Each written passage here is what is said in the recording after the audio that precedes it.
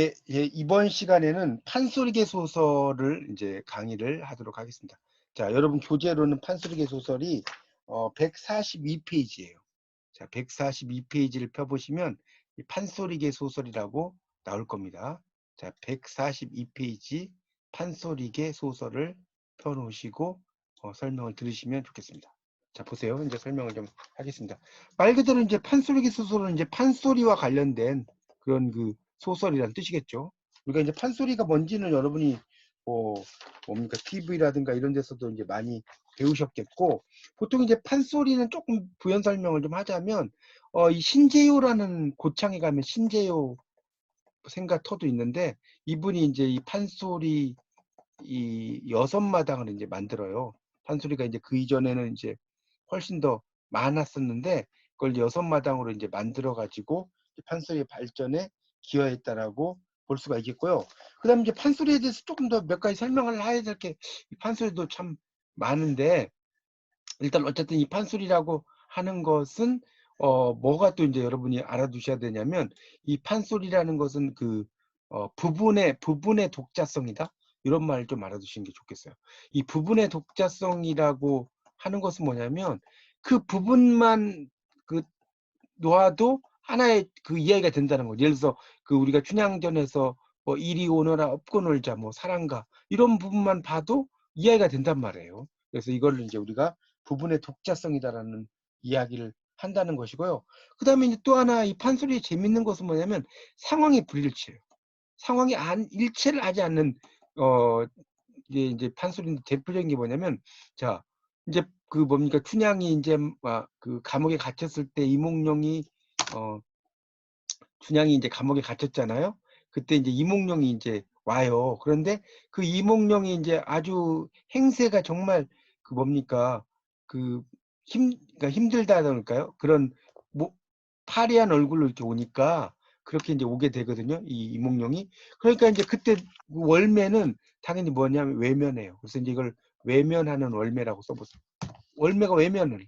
근데 이 외면하는 월매가 있는데, 이 그때 이제 음식을 차려오라고 하니까 향단이가 차려온 산해진미예요.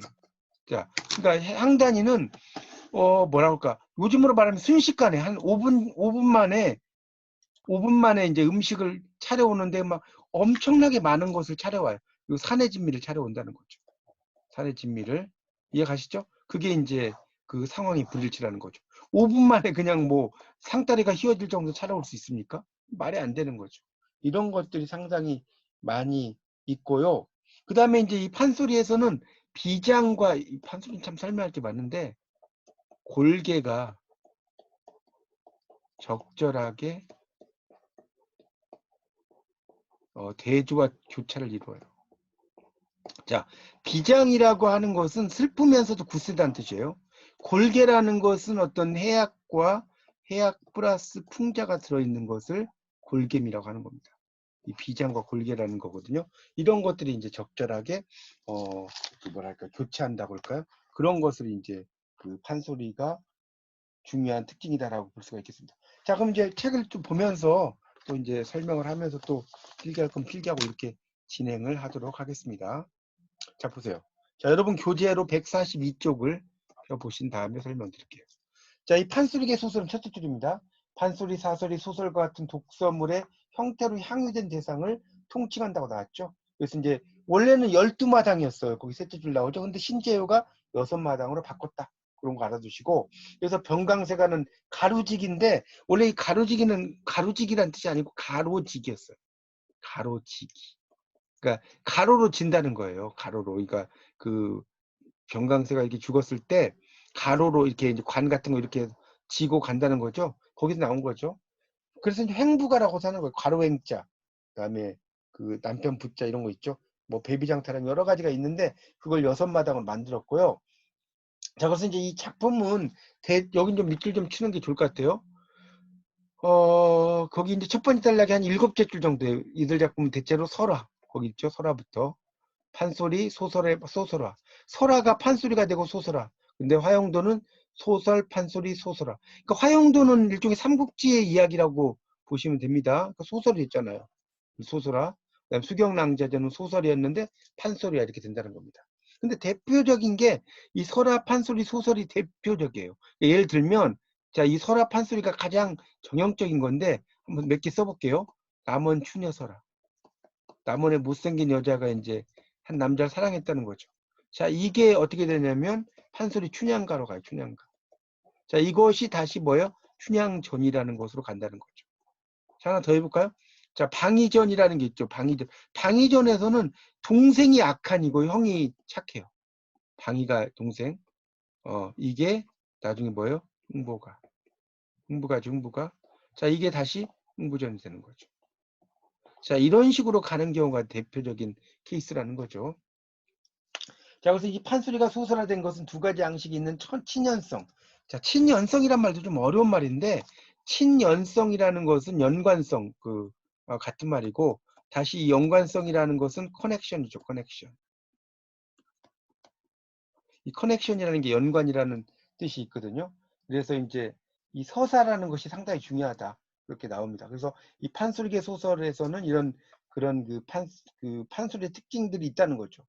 뭐 얼수라든가 전라도 사투리라든가 아따 형님 뭐 동상을 나가라고 하니 뭐 옛날에 육각수인가요? 흥보가 기가 막혀가 그런 판소리를 또 노래한 거 아닙니까? 자, 그래서 그런 현재 판소리를 이제 연행이 되면서 이제 소설로 전승이 된다는 거죠.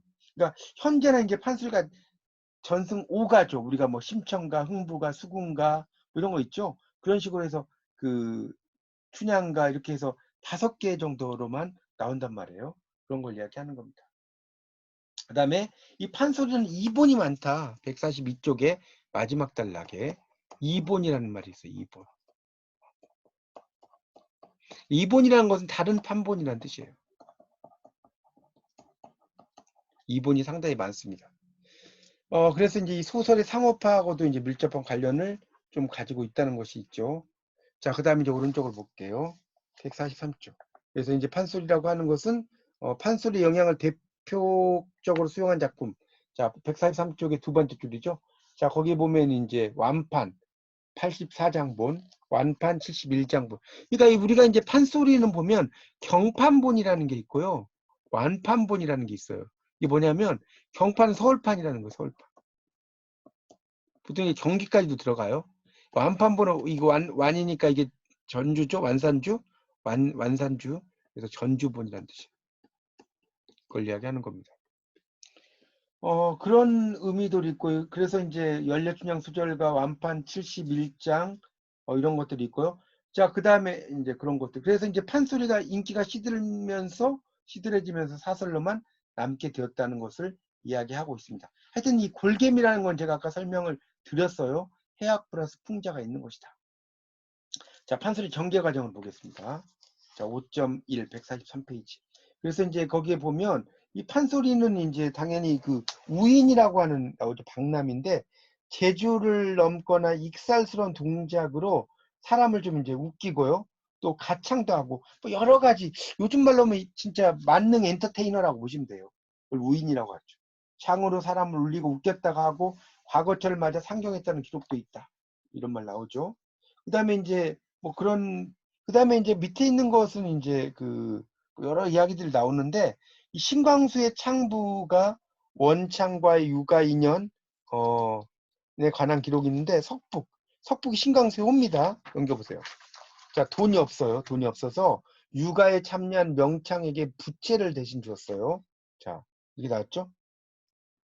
그러니까 이 육아라는 것은 요즘으로 말하면 길거리에서 이제 노래 부르는 거. 요즘에도 길거리에서 노래를 부르면 막 그 뭡니까? 거기에 돈을 던지기도 하고 막 그러지 않습니까? 그런 거 생각하시면 돼요. 그래서 그 창부가 나중에 그 임금 앞에서 타령을 하게 되었고 그때 임금이 부채를 보고 석북과 인연을 알게 된 후에 석북에게 벼슬을 주었다. 이런 이야기가 있다는 거예요. 또 춘향가 중에서 용부가 구절에 동선타한 선비하니 우조영산 절승이는 석북이 원창에게 준 부채 적어준 시가 있다는 거예요. 그래서 붉은 부채 탁치니 한삼솜에 넣을 우조영산은 당대 독보라네. 뭐 이런 되게 어려운 말 나오죠. 뭐 그런 뭐 이거 한자리 이건 너무 복잡하니까 뭐 자세히 알 필요는 없지만 그런 식으로 이제 써놓은 겁니다. 그 도홍 선타 이렇게 났죠. 부채선자고 7타자, 한삼비, 한삼이 날아요. 소매가 날아가고, 그다음에 우조란 것은 이제 그 뭐랄까요, 판소리에서 상당히 좀 그 밝은 톤의 그런 판소리 우조라고 그래요. 우조, 영산 이런 것도 이제 판소리 하나의 그런 그 리듬 같은 거죠. 이런 것들이 영산. 그래서 그 색승희라고 났죠. 이것이 그 아주 드물다. 뭐 이런 식으로 이야기를 하고 있습니다. 그러니까 이 원창은 판소리 광대일 가능성이 높다라고 이야기했다는 것 정도만 아시면 될 것 같습니다. 자, 그 밑에 막 쭉 어쩌고저쩌고 나온 것은 그렇게 중요하지 않아요. 그러니까 이건 넘어가겠습니다. 자, 어딜 보냐면 144쪽. 144쪽에 마지막 단락. 판소리 사설의 변화 과정은 송만제의 관우이에 제시한 12마당, 정로시기 조선 창극사에서 제시한 12마당의 존재가 확인되고 신제요 판소리 사설집에서는 6마당, 이선유의 오가전집에서는 5마당으로 이제 정착을 해요. 그래서 오른쪽을 보시면 제가 아까 말씀드린 게 나옵니다. 자, 거기 이제 송만제, 정로식 뭐 쭉 나오죠. 신제요, 이선유 해가지고. 근데 여러분 이제 신제요가 상당히 중요하죠. 그래서 춘향가, 심청가, 박타령. 자, 여기서 보세요. 이제 이거 좀 설명을 좀 해야 할 것 같은데 145쪽에 이제 신제요에서 춘향가, 심청가는 알 것이고요. 박타령은 흥부가예요, 흥부가. 이렇게 써놓으세요. 토별가는 이게 토끼와 그 뭡니까? 그 이 별자는 원래 자라별자거든요. 토끼와 자라. 이 수군가로 이제 되는 것이고요. 이 적벽가는 이제 판소리 적벽가가 있죠. 이렇게 되고 요 병강세가는 요즘에 이제 그런 작품은 안 해요. 그래서 그 위에 있는 것까지 동그라미 쳐서 이게 이제 5마당이 되는 거예요. 요즘에 뭐 이선유 뭐 이렇게 나왔는데 신재효가 가장 유명한 사람이다 이렇게 알아두시면 될 것 같습니다. 자, 그래서 이제 이 판소리는 이제 뭐냐면 또 재밌는 것은 이 한문투의 유식한 자, 여기다 좀 쓸게요. 판소리는 위에다 쓰세요. 여백에다 한문투. 유식한 문체. 플러스 백성들의 말투. 이게 같이 와요. 왜 이렇게 오냐면 이거는 상층민이 볼 수 있는 거고 이건 하층민이 보라는 거예요. 같이 봐라는 거예요. 자, 그리고 이제 여기에 언어유희, 말장난이 나오는 거죠. 자, 이렇게 이제 볼 수가 있습니다. 그렇게 이제 이해를 하시면 되겠습니다. 그래서 이제 그 판소리의 소설은 현실적인 삶의 세계. 그러니까 이 판소리의 소설은 그런 현실적인 삶의 세계를 어떻게 보여준다? 사실적으로 보여준다. 라고 할 수가 있습니다. 자, 그렇게 필기를 좀 해주십시오. 자, 그래서 이제 그 판소리의 그 145쪽을 좀 보도록 하겠습니다. 소설의 구성 원리에 대하여 이렇게 나왔습니다. 그래서 이 판소리의 소설이 이제 이런 판소리의 영향으로 말미암아서 여러 가지 특징이 있다. 자, 기록문학인 소설은 거기 있죠. 그 다음 단락 처음, 중간, 끝이 짜여졌어요. 그렇죠? 근데 판소리는 기록문학이 아니라 뭐죠? 구비문학이라고 해요. 구비문학. 영어로는 이제 이걸 오럴 리터러처라고 하는데 입에서 입으로 전승되는 문학이라는 뜻이에요. 오럴 리터러처. 자, 그래서 이 구비문학의 그런 어떤 특징을 가지고 있다라고 보시면 될 것 같습니다.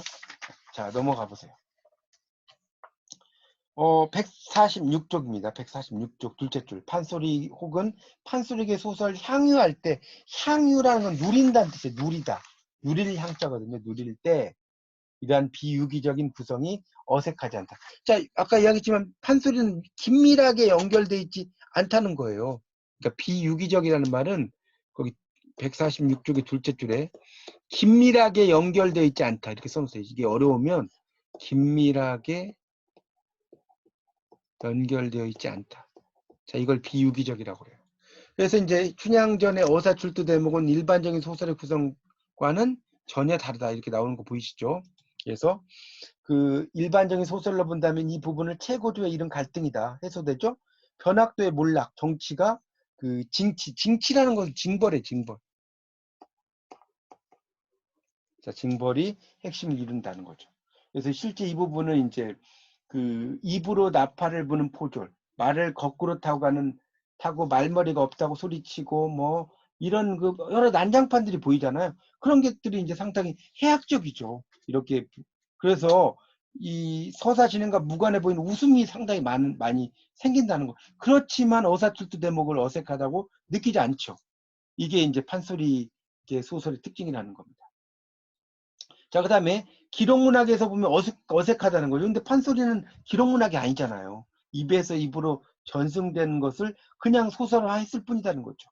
그래서 감동을 일으킨다. 그래서 판소리가 거기 우리의 독특한 예술 장르다 이런 말 나오죠. 146페이지에 그 세 번째 단락의 다섯째 글중도에 그래서 그런 것들이 있고요. 그 다음에 이제 이거 아까 제가 설명한 거 나오는 중요한 거 146쪽의 마지막 단락 이거 밑줄 쫙 치세요. 판소리적인 특징과 관련해서 주목해야 할 가장 큰 특징은 이른바 부분의 독자성이다. 이거 아주 중요합니다. 부분의 독자성이다. 그래서 자족적인 성격, 이 자족이란 건 스스로 자자에다가 만족할 족자예요. 자족적. 셀프 세티스팩션이라고 하죠.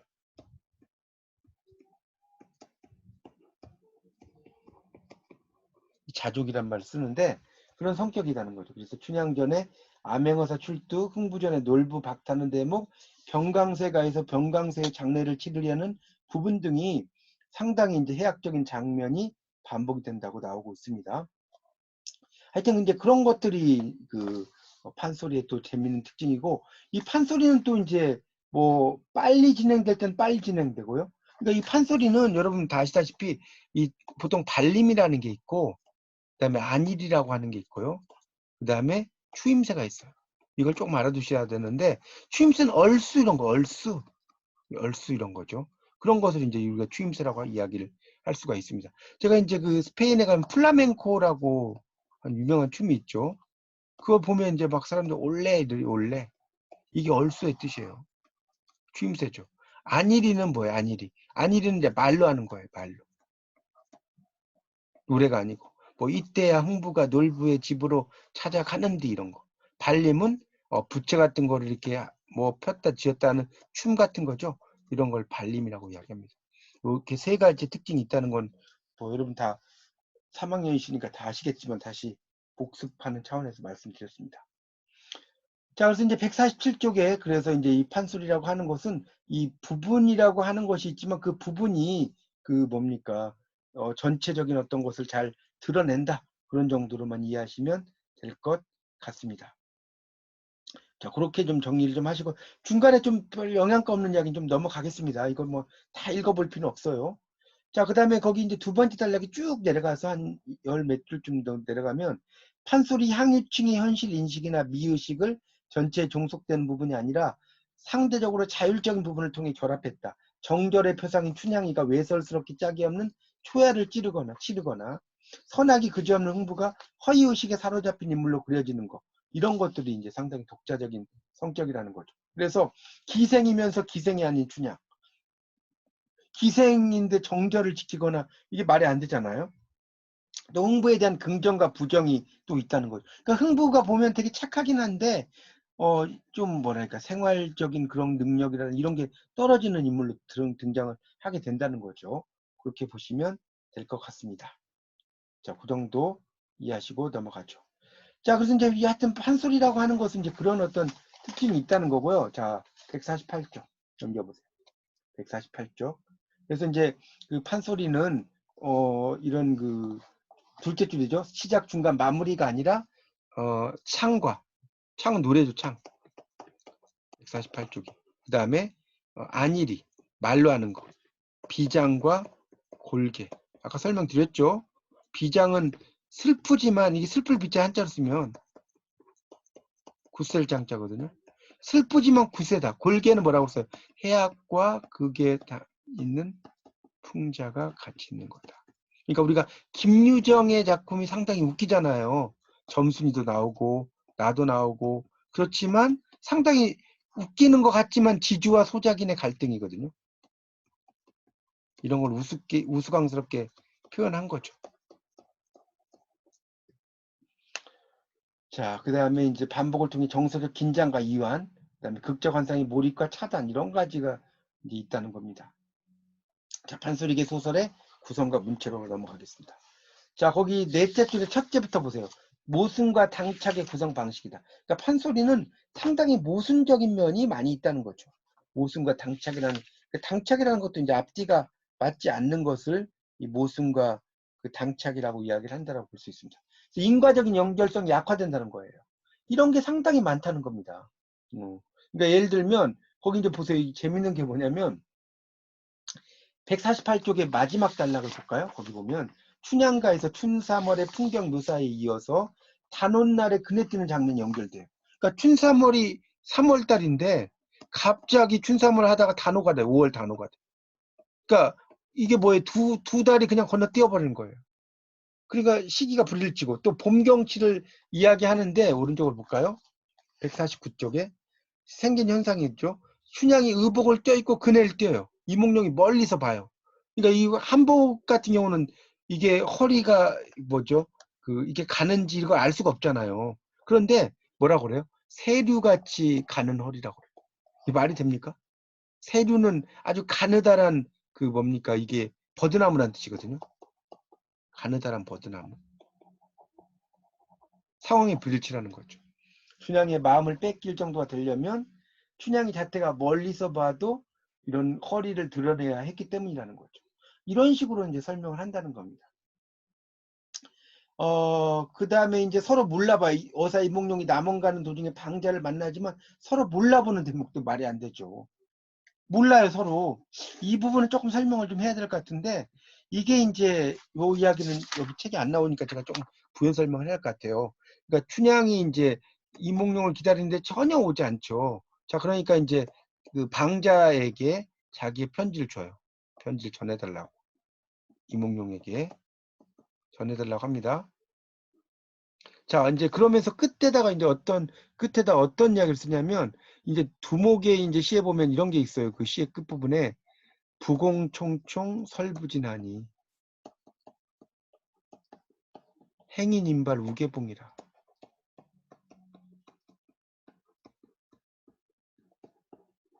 이게 뭐냐면 부공총총 다시 두려워요. 내가 대충 써가지고 말이 잘 이어지지 않을까 두려워서 행인, 그러니까 요즘 말로 하면 이 행인이 우편배달부라고 보시면 돼요. 행인이 인발 떠나려고 할 때 다시 봉한 것을 열어본다. 이런 이야기거든요. 자, 이렇게 이제 이런 말이 있는데, 자, 방자를 이몽룡이 이제 길 가다 만나요. 근데 이제 이몽룡은 방자를 아는데 방자는 이몽룡을 몰라요.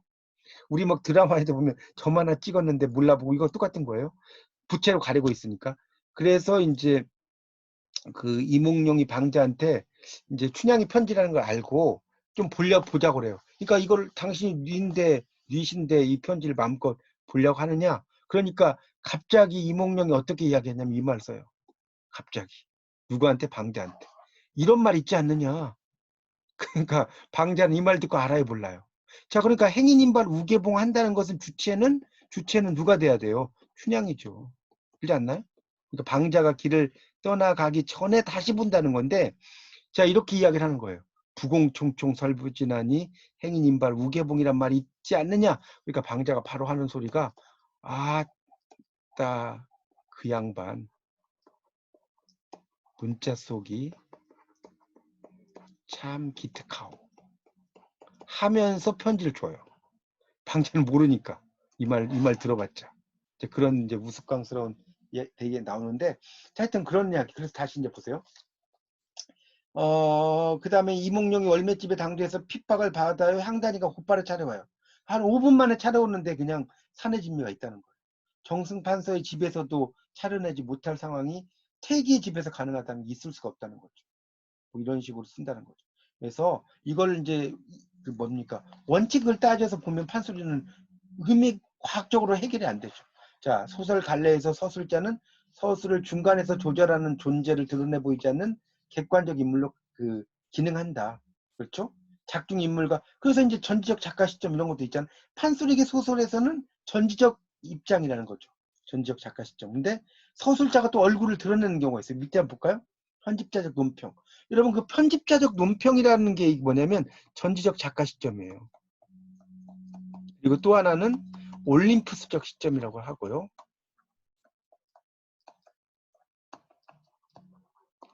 또 하나가 편집자적 논평입니다. 이게 같은 말이라는 거를 알아두시면 좋겠습니다. 이게 다 같은 이렇게 자 그렇게 이제 볼 수 있어. 그래서 이제 밑에 보세요. 춘향의 고든 마음 아프단 말하에서는 연려가 아니라고 저렇게 독한 형벌 아프단 말 아니하고 제 심중에 먹은 마음 낱낱이 발명이란 건 변명이라고 써놓으세요. 변명. 옛날엔 변명을 발명이라고 써요. 할제 집장가가 길어서 그러니까 이 몽둥이를 매를 치는 걸 집장이라고 하잖아요. 여기 길어서 이제 그 치는 매 어느 틈에 할 수 있나. 이게 이제 서술자가 들어가는 거죠. 측은하게 보면서. 그러니까 개입했다는 걸 알 수 있다는 거죠. 넘겨보세요. 자, 150쪽을 넘기면 그래서 이 판소리의 그런 구성과 문체는 도덕률이 뒤집어지고 경직된 감정을 발랄한 삶의 모습으로 전환하는데 활용을 하는 특징이 있다. 뭐 그런 이야기를 써놨습니다. 이제 아까 했던 이야기가 이제 반복돼서 나옵니다. 그 다음에 두 번째 단락도 아까 이야기했죠. 비장과 골계의 대조와 교차. 150쪽의 두 번째 단락 보고 있어요.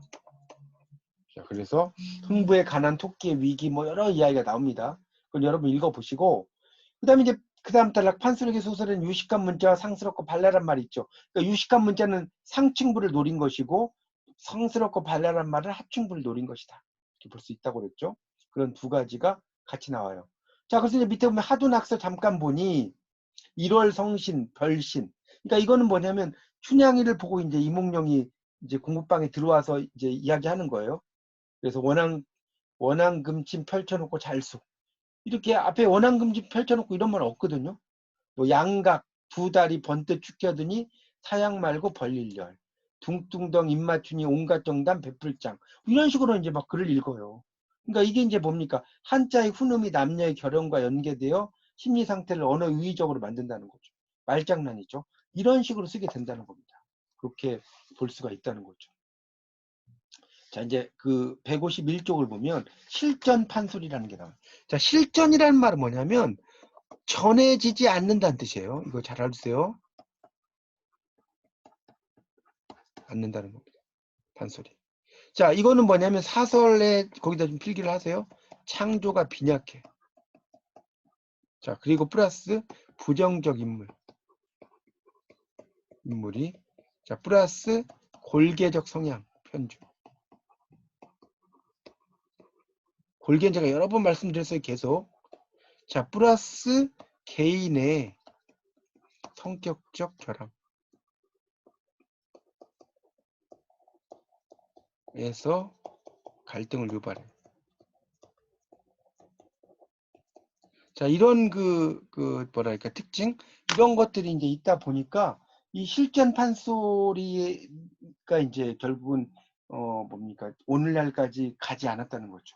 판소리가 좀 긍정적인 것도 있고 좀 재미도 있어야 되는데 너무나 부정적인 것들이 많으면 이런 것들이 이제 복잡해진다는 겁니다. 그래서 이 판소리 5마당이 완창으로 불리고 있다는 거죠. 그런 이야기를 써놓은 겁니다. 그래서 이제 거기 이제 제가 설명한 게 그 밑에 두 번째 단락을 보세요. 등장인물의 부정적인 성격도 등장인물의 부정적 성격 나오죠. 이것도 그런 그 실전, 그러니까 전승되지 않는다는 거죠. 시대 상황에 적절한 자질을 갖춘 인물이 등장하지 않았고요. 결핍된 자질의 소유자가 주인공이 되는 경우에 실전의 길을 택하기도 한다. 라고 쭉 나옵니다. 그 밑에 있는 것들이 이제 다 실전이 되지 않는 그런 그 의미에서 이제 그렇게 됐다는 것을 설명을 하고 있습니다. 자, 그런데 이제 거기 밑에서 셋째 줄을 보면 놀부와 옹고집이 모두 반사회적 반인륜적 인물이지만 흥부가에서는 흥부의 고난 극복을 다뤘고요. 옹고집 타령에서는 형상이 등장하지 않았다는 것이다. 그렇죠? 그 다음 넘겨보세요. 다음으로 비장과 골계의 미학적 기반도 실전 7가지가 실전하게 된 이유다는 거죠. 비장미, 골계미 이런 것들이 없으면 또 빠지게 돼요. 그 다음에 갈등의 요인에서도 전승오가는 당대의 사회환경, 인물의 갈등이 핵심이었는데 자 거기다 좀 밑줄 치세요.